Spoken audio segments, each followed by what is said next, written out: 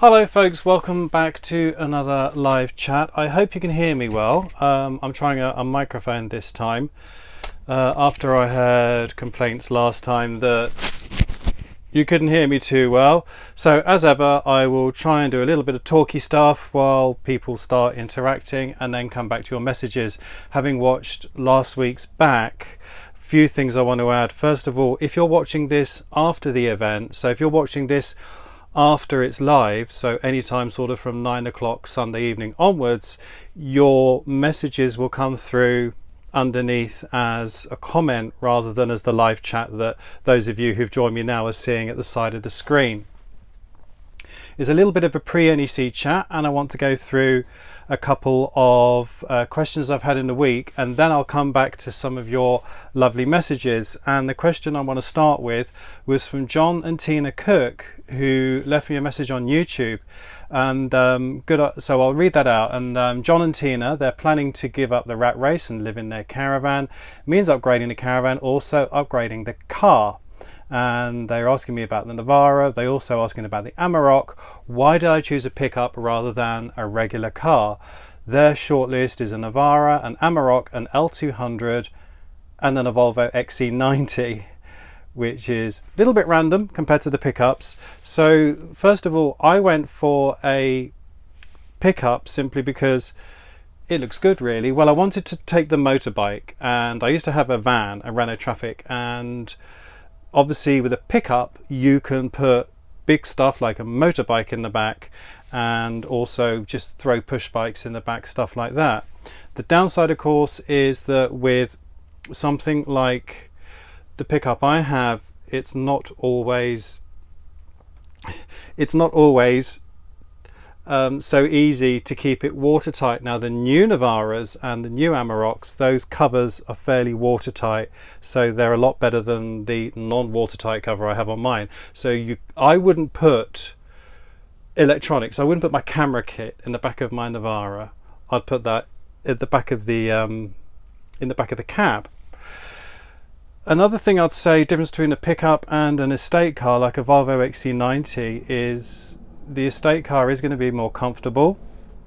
And also, just think about it, if you're full-timing in your caravan, you want to just go away for the night, you could stealth camp in an estate car, couldn't you? If you wanted to, you could put a mattress in the back and stealth camp in an estate car. You can't do that in a pickup, but you could maybe put a tent in the back.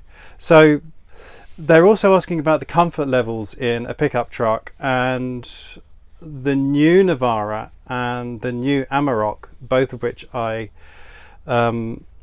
drove a few weeks ago in Millbrook for the Caravan and Motorhome Club, really good cabs. I mean, I love the cab in my Navara.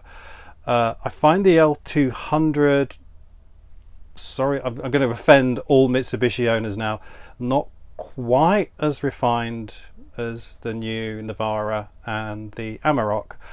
Another one also to bear in mind if you're looking at a pickup is the Sanyong Muso. It's the cheapest pickup, 5-year guarantee. I'll be honest, the ride is not quite as good as a Navara or an Amarok, but the Muso, the Sanyong Muso, is a really good budget alternative. So I wouldn't worry about the comfort levels in the cab. I can just see some of you now commenting, yes, that you have. I'm trying not to read your comments because when I watched back last week, it was really annoying for people who are watching after the event that I keep stopping and answering comments. So I'm going to have one little comment fest after we talk about pickups. And then, oh yes, sorry, Mark, you just reminded me, Mark's just reminded me now about the Ford Ranger. I don't know anything about the Ford Ranger. I've never driven a Ford Ranger. So it's funny that this morning I met one of my lovely subscribers, Stephen. Stephen I met at Chapel Lane Caravan and Motorhome Club site, who came over to say hi. And funnily enough, Stephen had a Ford Ranger. And unfortunately, in his circumstance, in his case, he didn't have a lot of luck with it towing his twin-axle Eldest Crusader. And he ended up having to get rid of it because I think he had a problem with water leaks, and every time he towed the caravan it leaked water and all that. Getting some more messages now about other brands doing pickups. Mercedes, Renault are bringing one out. I covered the Renault pickup over at Dusseldorf. Many of these are the Mercedes, the Renault pickup. They're kind of all variants now on the Nissan Navara, so they're all pretty much just, it's what they call badge engineering now, isn't it? But anyway, the question from John and Tina was really about the comfort levels, and I would say with the Navara and the Amarok, the comfort levels, both the sound and the ride quality, I would say are really good, and I can see some of you, and also in the live chat going on at the moment, are also showing experiences of your pickups, so thank you very much for that. I hope that's helped you, John and Tina. I'm just going to go to the live chat now, and then we'll come back to the NEC show. So let's excuse my finger, and we're going through to the live chat. Hello everybody, thank you for tuning in. And Gordon has a question about the NEC. Are dogs allowed in the exhibition halls? I'm afraid not, Gordon. I've had to leave Dougal down in Kent with my mum. Why they allow them in Dusseldorf and not in the NEC? That's because in Dusseldorf they do allow dogs in the halls, and funnily enough, nobody dies. Dan Trudgeon has asked me a super question. Thank you very much, Dan Trudgeon. And Dan Trudgeon's super question is, Andrew, will you buy me lunch at the NEC? Dan, no. Because Dan is now in the Caravan Writers Guild, of which I'm chairman, so you can come and have your dinner in the guild room. So just going through the live comments. Hello to everyone. Nikita, hope we'll enjoy the NEC. Thank you. Good evening, everybody. You look not so tired like last week. I really am tired, Ingo. So this is an interesting question now from the Retro Caravan Club. With all the white boxes out there, what caravans do you think will be the classics of the future? That's really interesting. I'd love to know what anyone thinks, even in the live chat or in the comments afterwards. What you think will be the classics of the future? I think things like Erebas and obviously Airstream, they're never going to go. They're always going to be classics, I think, design classics. Be interesting to look at some of the quirky. I know the Knaus. I think Knaus Travellino. That might become a classic. That's a really interesting one. I haven't got that one on the top of my tongue, I'm afraid. But thanks to the Retro Caravan Club for that. Simone, that's a vote for the Amarok there. Hello from Tracy and Simon, selling up for the Motorhome Life in 2018. Well done, Simon. Hopefully we'll see you at the NEC here. And yes, Mark, thank you for the reminder about the Ford Ranger. Jason bought a Peugeot Traveller. You can remove all the stars in the back, all the seats in the back, I'd imagine. Roger's Bits and Doings, which will have fog by tea time. Well, what would the Queen Mother do? Thank you for that, Roger's Bits and Doings. Oh, so is the cat? Oh, so you've got some chat going on between you. The Merc is in Nissan with a chip on its shoulder. I think it's got a chip in the engine, but you know, we won't go into that. So Mrs. Dig, hi Andrew, we'll be at NEC next weekend. First time going, do you have any tips? Apparently I'm buying Mr. Trudgeon lunch. No, I'm not buying Mr. Trudgeon lunch. So Mrs. Dig, thank you for your question, and I'm going to go into that now, and that is about visiting the NEC. So hello Tony, hello Sean and Lizzie. I'm just going through your comments and then we'll go on to the NEC. What do you think must be a very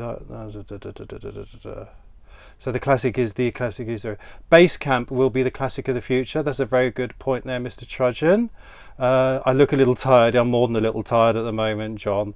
What do I think will be the next big thing in caravan, Nigel? Oh gosh, I don't know. Adjusting, right.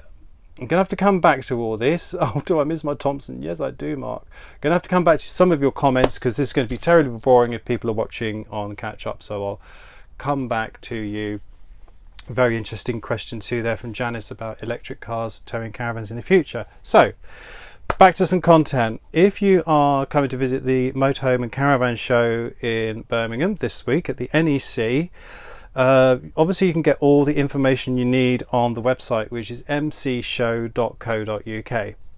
If you have never been to the show before, and if you do not really know the first thing about caravans and motorhomes, it can be a hugely daunting place, because you arrive and you're just faced with this sea of vehicles and you think, where do I start?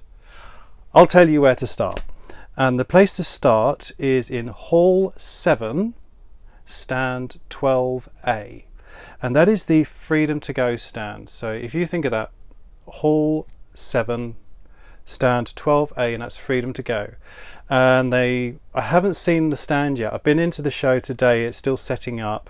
I didn't go there because I've been told off for saying too much as well, so I'm really sorry if I say too much, but it's thinking space. I've got to try and be silent when I'm thinking. I've not seen it yet, but I do know that my very good buddy Dave Hurrell is going to be on the Freedom to Go stand, and if you want to know anything about camper vans and motorhomes, Dave Hurrell is the man, and he will be on the Freedom to Go stand. He usually does a stint on the live theatre as well, so if you go onto mcshow.co.uk, go to the live theatre programme, then you'll see when Dave is on stage. I think Graham Powell is also going to be on stage from Caravan Finder TV about buying your first caravan. So have a look at the website basically before you go to the show. If you're going for the first time, you don't know where to start, head to the Freedom to Go stand, have a chat with Dave Hurrell.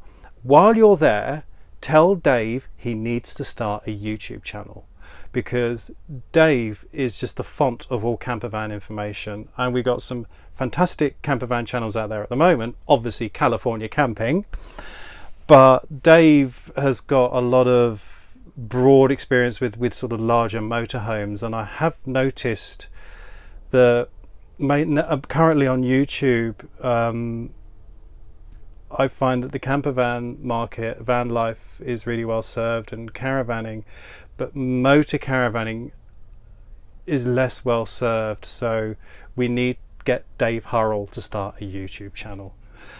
Anyway, so I shall go back to your comments now, because Audrey has just asked, where will you and Dan be to meet folks on Thursday?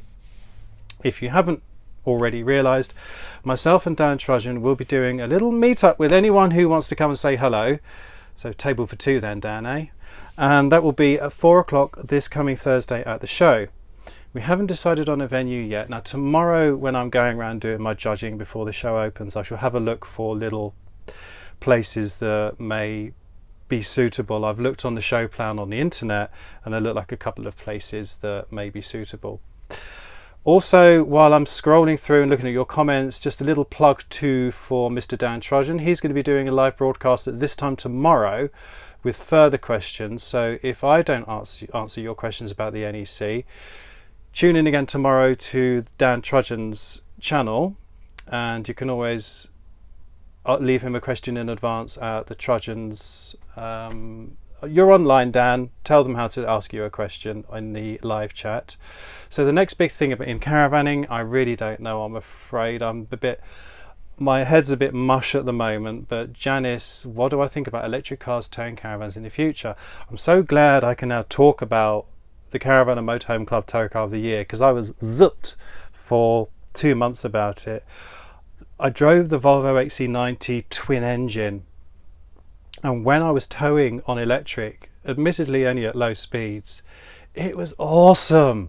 It was you have this limitless torque, and it's so quiet, and I'm really excited, and hopefully I don't want to speak out of turn, but I do know that someone not a million miles away from this live chat is hopefully going to be doing an electric vehicle project. I would love to do an electric vehicle project too.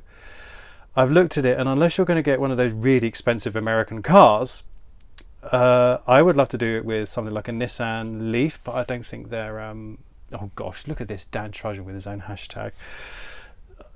I would love to do it. So I would love to do it with a car that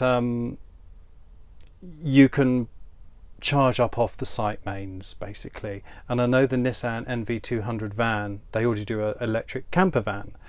That would be so cool. So I'd love to do a project like that. So I will just go back now to your... Oh, Hazel's here. Hazel Charlton, my favourite vicar. Hello, Hazel. She's the coolest dude. And funnily enough, just a little aside here, today Sarah Simmons from the Caravan and Motorhome Club was addressing all the judges, and she stood up and she said, "Dearly beloved," and I did say to her, "Who do you think you are?" Hazel Charlton. Hazel Charlton, by the way, is the Caravan and Motorhome Club's club chaplain, and she is awesome. Right then, hello Alan, thank you very much. Solar panels on the caravan to charge the electric car, possibly. So that's a little comment there from the Retro Caravan Club, and hello to Sue and Phil at 32. So that was solar panels on the Caravan Club to charge the electric car. Well, if anyone saw my vlogs from Dusseldorf, you will have seen the Detlef's e-Home, which was a motor caravan which was covered in solar panels to try and power everything inside. The only problem was they also tried to power the heating and the hot water and the cooking by the solar panels, as well as the engine, and it didn't really work. I said again, sorry. I'm trying not to say I don't know. I would love, wouldn't it just be utopian to have solar powered self-propelled vehicles? Anyway, I think we're going to wrap it up there. It's going to be short and sweet tonight. As I said, Dan Trudgeon is going to be doing a live broadcast tomorrow. Hello to Sue and Phil at 32. I'm amazed my dear friends Sue and Phil at 32 are actually now commenting, so that's lovely. So I'm just going to go through a few more comments and then we will wrap up for today. A little bit warmer than Snowdon, yes. Am I selling little Dougals on my stand at the show? I can't even bring Dougal into the show. I've had to leave him with my mum. Isn't that terrible? Hello to Richard in Salem, Massachusetts. That's lovely. We're all blessed by Hazel. Thank you very much indeed. Oh, she's so cool. I love it. Why can't you run a generator in your Airstream to run your electric car? I get your point there, running a generator, but to run a generator to power an electric car just seems a little bit, I don't know, it seems to make the electric car pointless. You might as well just run the petrol in the engine. Could I please, plea here from Lynn to say, could I please take a look at caravans suitable for physically challenged and disabled? I'd really appreciate it, as she would use one of these, as would my brother. There are a lot of people here who come to the show who are less than fully, they can't get into the caravans and all this kind of thing. So yes, that's a really good, really good pointer there for me to look out for. A little comment here from 09 Quarks. Check out the fully charged YouTube channel for some great EV info. So if you're watching this after the event, you won't see that. That's live chat, and someone here on the live chat has said check out the channel on YouTube and it's fully charged, and we'll get some good EV information. Okay, little plug here, California Camping. Sean and Lizzie are going to be here on Tuesday. Give me a sticker. And oh, there's another one. We got another one from Jan Bale in Canada. A couple drove 7,000 miles through Canada, pulling a Safari condo with a Tesla. So that is really good. Am I going to be there at the weekend? I'm afraid not. I'm going to go and get Dougal Thursday night. I might pop in on Friday, and then I'm away from here on Saturday. I'm not going to say where yet, but I've got a smile on my face. Don't buy the new Airstream. So I'll try my hardest, Ray. And yes, from Shanna. Hello, Shanna. Saying about the base camp for people with physical challenges. So yeah, that's a really good point. So going back, maybe I know Dan is going to be vlogging from the show, and I want to do something a little bit different. So maybe that's the angle I'll be going for, is looking for people with physical challenges. Off the top of my head, I'm thinking the Desio, anything with a rear access door, the Swift base camp. The Airstream base camp isn't available in the UK at the moment. Right, am I there on a Friday? I might be here Friday, I don't know. Why not an RV and a scooter for mobility? Don't quite understand that question. Sorry. We will be there Saturday as well. Oh, so California Camping will be there on Saturday as well. Am I going to come rallying with the Worcestershire Centre? Oh, Hazel, I haven't got time to rally with anybody. Oh, and I've just remembered, yes, Deb, you've got it, I hope. I've just remembered I had a little question there from Mark Sanderson, and Mark's mum Mary used to be the honorary, she was treasurer, I think, Mark, of the Thompson Owners Club, and I used to be honorary secretary of the Thompson Owners Club when I was, how old was I, Mark? About 19, 20. So I've been caravanning and I've been involved in caravan politics all that time. And I do miss my old Thompson. It was a 1969 caravan, and I'm just not clever enough to restore old Thompsons, but I do miss my old Thompson. Anyway, I'm going to say goodnight to you all now because I am shattered and I need to wash up. I'm not showing you the rest of the caravan. That's completely off limits. Thank you all for I just want to show you finally my news t-shirt that you might have seen on Twitter, and it is my Scarivore t-shirt. iTunes. I just love that. iTunes. So anyway, as I said, if you just joined in, just very quickly, if it's your first time at the NEC and you've not been before and you don't know where to start, Hall 7, stand 12A, freedom to go. Thank you so much for joining in the live chat. As I say, if you're watching this after 8:30 Sunday evening, then if you won't be able to join in the live chat anymore, but you will be able to leave a comment in the comment section below. Dan Trudgeon will be vlogging through the week, so check out Dan's channel. I haven't got a clue what I'm doing, to be honest. I've got judging to do for the Caravan and Motorhome Club. I vlogged about it last year. I'm not going to vlog about it again this year. So I'll do something else, and I think you've had some really good ideas you've given me tonight, which is to go and look at caravans and motorhomes for people with physical challenges. I think that is a superb idea, so thank you for giving me that idea. And there will probably just be a normal vlog on Wednesday from myself, and just watch this space, and I hope to see a lot of you at 4 o'clock on Thursday with Dan. Keep an eye on our social media. My Twitter is at Andrew J. Ditton, or Dan's Twitter, I think it's at the Trudgeons, and we'll let you know where to come and meet us. All right then, thanks for everybody, and of course, thanks for tuning in.